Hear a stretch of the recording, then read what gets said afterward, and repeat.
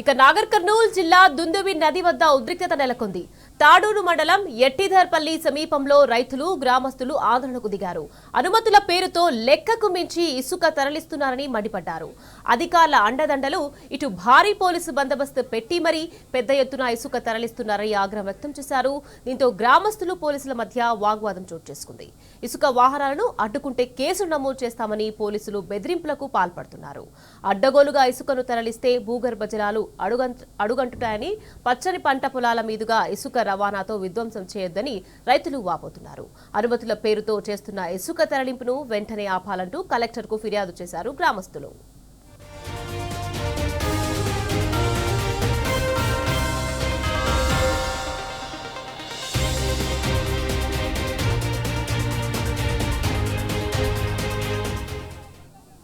ఇక నాగర్ కర్నూల్ జిల్లా తాడూరు మండలం ఎట్టిధర్పల్లి సమీపంలో రైతులు గ్రామస్తులు ఆందోళనకు దిగారు.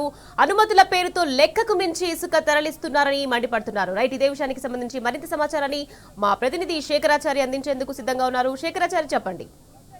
నికత్ నాగర్ కర్నూల్ జిల్లాలోని తాడూరు మండలం ఎట్టిధర్పల్లి సమీపంలో ఉన్నటువంటి దుందుబి నది వద్ద నిన్నటి నుంచి కూడా ఉద్రిక్త పరిస్థితులు నిన్న పూర్తి స్థాయిలో నెలకొన్నటువంటి పరిస్థితి కనిపించింది. అయితే అనుమతుల పేరిట అధికారులంతా కూడా వచ్చేసి పోలీస్ ప్రొటెక్షన్ పెద్ద మొత్తంలో తీసుకొచ్చేసి ఇసుకను తరలించకపోతే మా పరిస్థితులు ఏంటి, ఎన్నో దశాబ్ద కాలాలుగా కాపాడుకున్నటువంటి ఇసుక అంటే ఈ దుందుబి నది పరివాహక ప్రాంతం అంతా కూడా పచ్చని పంట పొలాలతో దుందుబి నదిపైనే ఆధారపడి బతుకుతాం, మేము పంటలు పండిస్తాం.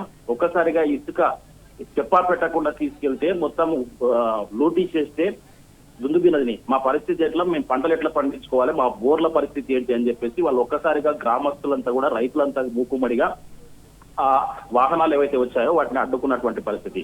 అదే క్రమంలో భారీ సంఖ్యలో పోలీసులు అక్కడికి చేరుకొని అధికారులు పోలీసులను పిలిపించేసి ఆ గ్రామస్తులతో వాగ్వాదం దిగినటువంటి పరిస్థితి కనిపించింది. ఎట్టి పరిస్థితుల్లో అడ్డుకుంటే కేసులు చేస్తామని చెప్పేసి కూడా పోలీసులు హెచ్చరించినటువంటి పరిస్థితి కనిపించింది. ఈ రకంగా దౌర్జన్యంగా ఇసుక తీసుకెళ్తే, అనుమతుల పేరిట తీసుకెళ్తే మరి మా పరిస్థితి ఏంటని చెప్పేసి అసలు ఈ ఇసుకకు పర్మిషన్ ఎప్పుడు ఇచ్చారు, ఎక్కడ ఇచ్చారు, ఎన్ని క్యూబిక్ మీటర్లకు ఇచ్చారనేది కూడా మాకు స్పష్టంగా చెప్పడం లేదని చెప్పేసి, దానికి తోడు పక్కనే ఉన్నటువంటి మా పట్ట పొలాలు ఏవైతే ఉన్నాయో ఆ పట్ట పొలాల్లో పచ్చని పంట పొలాలు కూడా ఉన్నాయి.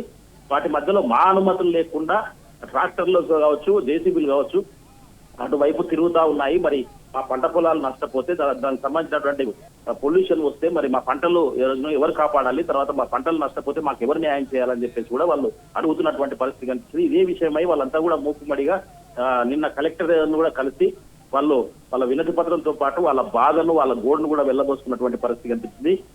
ఇది కేవలం రాజకీయ కక్షతోనే చేస్తున్నారని చెప్పేసి కూడా కొంతమంది ఆరోపిస్తున్నటువంటి పరిస్థితి కనిపిస్తుంది. గతంలో ఎప్పుడు లేని విధంగా ఒక్కసారిగా అసలు మరి మాకు చెప్పా పెట్టకుండా ఎందుకు ఇట్లా వాహనాలు పంపిస్తున్నారు మైనింగ్ అధికారులకు ఒక విచిత్రమైన విషయం ఏంటంటే, మైనింగ్ అధికారులు ఎక్కడ ఉంటారు, అసలు వాళ్ళ ఆఫీసులకు ఎప్పుడు వెళ్ళినా కానీ అసలు దేనికి పర్మిషన్ ఇచ్చారని కూడా కనీసం చెప్పా పెట్టరు.